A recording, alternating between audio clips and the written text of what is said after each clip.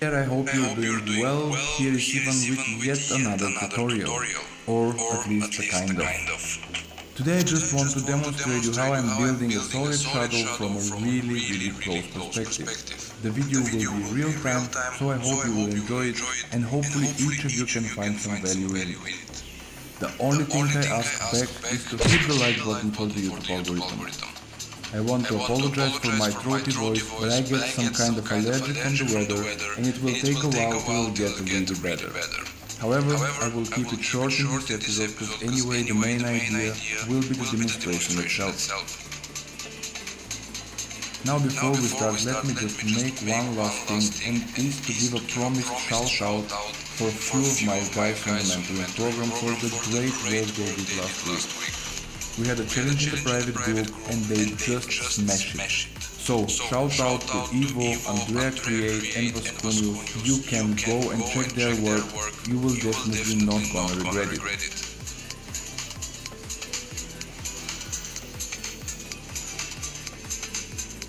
However, if you want to be part of our community and share your opinion with another like-minded artist, feel free to sign up to my Patreon and unlock all the benefits that it gives.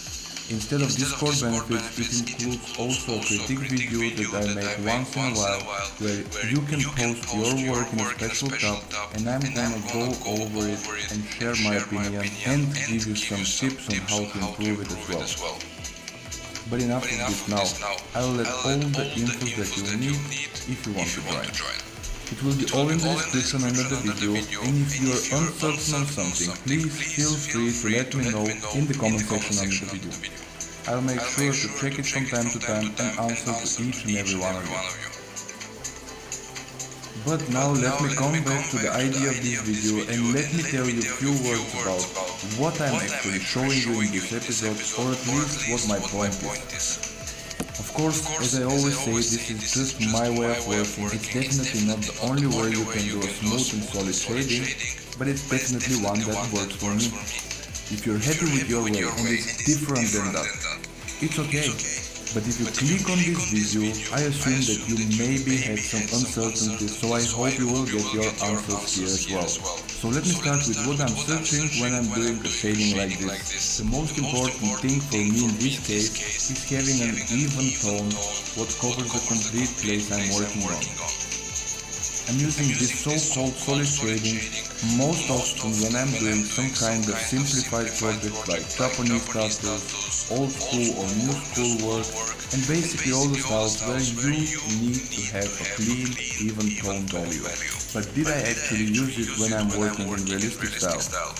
Thanks for asking. The answer is yes. I use it all the time and most often in background, where most of the time I need to keep everything smooth.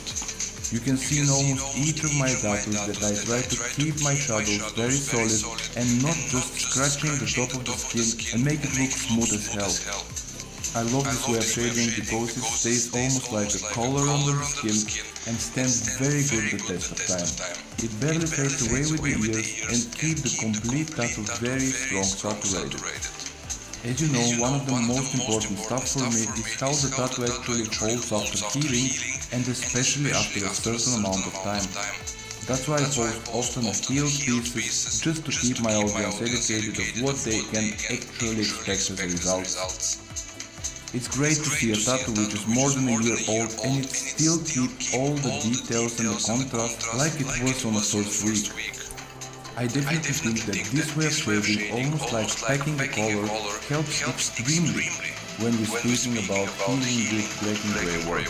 But let me tell you how I actually achieve all these results, what you are seeing in this demonstration. 99% of the time when I'm doing the black and grey tattoo, I'm using only 4 different cups of ink. I have just 2 tones different than my pure black. Those are light one, which is just 2 to 4 drops of black ink, and the rest of the cup is filled with the distillated water. And the second one for me is the darker one, which represents approximately 50% black and 50% water. My last cup I just keep clean with the clean water, where I wash my needle from time to time when I'm running between different tones. Those 4 cups are more than enough for me to achieve all the values in, like I said, 99% of the black and grey tattoos you will see made by me.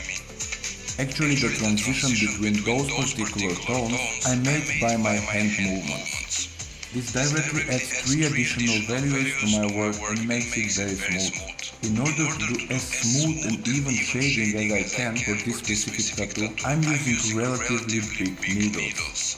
The reason for this is because I don't have any details I must do, and I am focusing strictly to the gradient between the tones.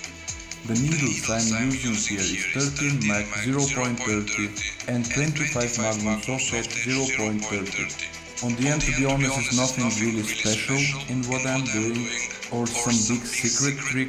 It is just slow process with a lot of patience building the shadings. You see also that I'm not moving my machine in only one direction but going all over the place. I use also cross-hatching as well.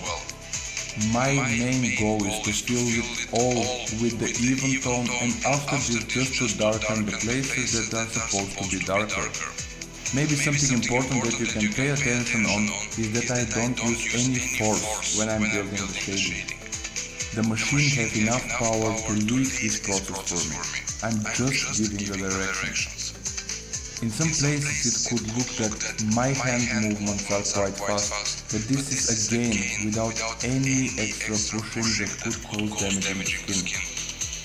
By increasing my hand speed, I am able to make a very soft transaction or even fading my shade away. I achieve the tone I like by repeating this process several times. However, if I have a place which is close to a line or I have to cut some sharp edges, I'm going very slow and precise of what I am doing and try to hit straight to that spot. I could even use some smaller needle in some cases like round shader or even a liner sometimes. It's very important to not overwork the skin, especially on these specific places, and actually those are the easiest to get damaged. So I'm always extra careful in these cases. Maybe a tip what you can take out of this video is that if you want to achieve a smooth and even tone, you should use a relatively big magnums like 13, 15, 17, even 23. And if you want to have a lot of small details and textures, you can go with a smaller group of needles like 7 max, 9 max, or also some round shaders and build the complete tattoo step by step with them. On the end, it's not much more to say in here, just try to enjoy the process, it's anyway kind of satisfying, and of course, feel free to ask me everything, what I forgot to mention or I didn't get over in this episode. You can do this on the comment section below the video. If you like this kind of tutorials where I speak about tattooing and sharing my thoughts and experience with you, please consider subscribing if you still aren't and hit the small notification bell next to the button. Like this, you will never miss anything and I will notify you always when I post a new video. You can also join me on my Patreon and support my channel this way. There you will get a ton of different value because we have a private Discord chat with a decent